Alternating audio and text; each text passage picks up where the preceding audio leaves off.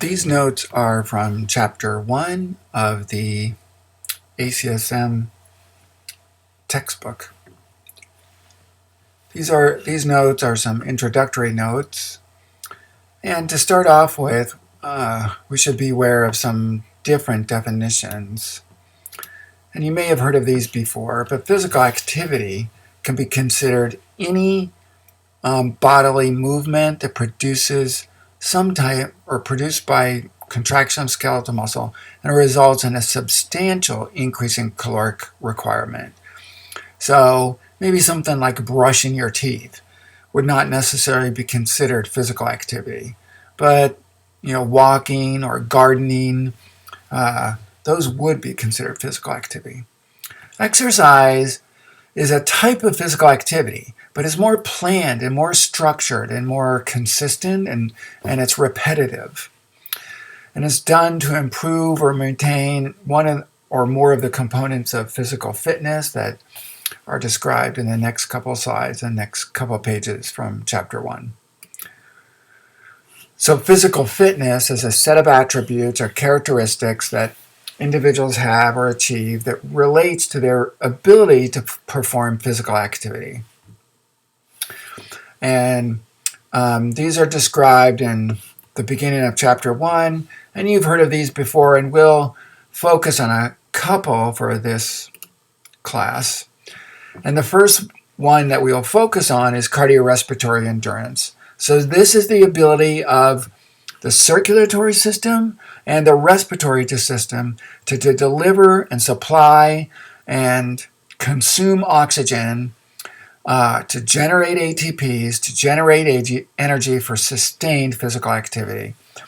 So cardiorespiratory endurance, and certainly for this class, that's what we will focus on. We also look at body composition, and that's another component of physical fitness. And that's the amount of muscle and fat and bone that the body is composed of. Our two-compartmental system, we can determine fat mass and fat-free mass. So we cannot determine actually muscle mass. And certainly an increase in cardiorespiratory endurance, you can increase caloric expenditure and make a change in body composition. Other components of health-related physical fitness are muscular strength, muscular endurance, and flexibility. You should be aware of those, and obviously they're an important part of any exercise prescription. We won't focus on those parts of physical fitness in this class, as well as some other components of physical fitness like agility, coordination, balance. We have mentioned power, which is the ability or rate at which one can perform work. So it's a rate. So it's typically measured in watts or calculated in watts. Other components of physical fitness: reaction time, speed, and one way that cardiorespiratory endurance can be quantified or measured is by METS, METS. And this is the abbreviation for metabolic equivalent. And these are, a MET is related to a person's resting metabolic rate. So one MET is the person's resting metabolic rate. So 2 METs would be twice their resting metabolic rate. And here's a table out of Chapter 1, and there's many of these tables that describe MET values for different kinds of activities. So it's a way to prescribe exercise intensity. And just for example, here's walking slowly around the home, a store, an office. So it's 2 METs. So it would be considered twice the metabolic rate. Or walking at a certain pace. Here they have it as 3 METs. So this is a nice, easy way to prescribe exercise intensity, and we'll go into METs a little bit more as well. There is a dose response to the amount of cardiovascular, or to the amount of physical activity, and those benefits. And if we look at, so the greater amounts of physical activity, it's increased physical fitness levels, and they provide additional benefits. And if we look at this figure from the first chapter of our textbook, this is relative risk, and this is a relative risk of getting atherosclerotic cardiovascular disease. And so as the risk goes down, so it's a lower number on here, that's associated with greater physical fitness or a greater physical activity. And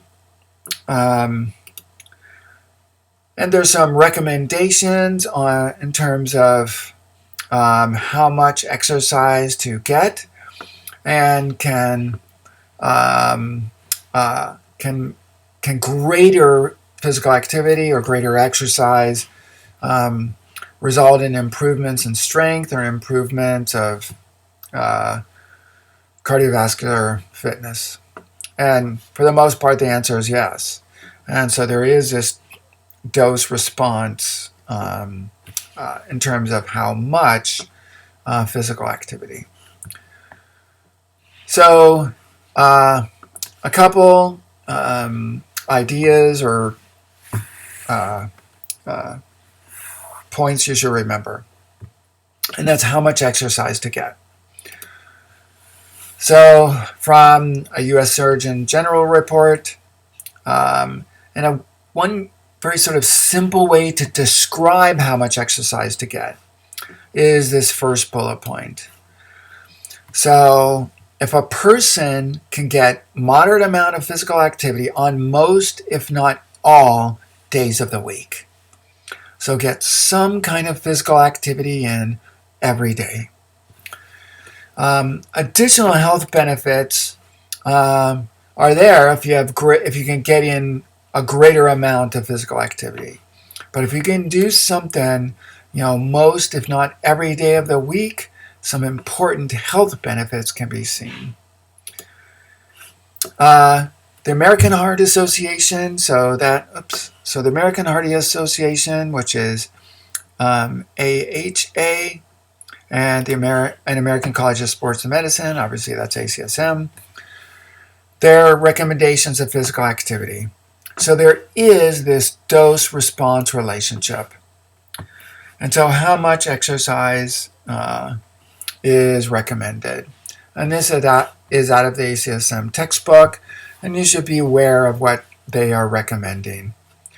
So healthy adults, 30 minutes, 5 days a week of moderate exercise intensity, or if it's vigorous exercise intensity, 20 minutes, 3 days a week. So moderate, and we described what was moderate on table 6.1 out of our book, just for half an hour and just 5 days a week. Combinations of moderate and vigorous exercise can be performed to meet this recommendation, so some easy days, some hard days. And moderate intensity exercise can be accumulated up to the total minutes and just doing 10-minute bouts. So if you can't get in 30 minutes, try to get in 10 minutes.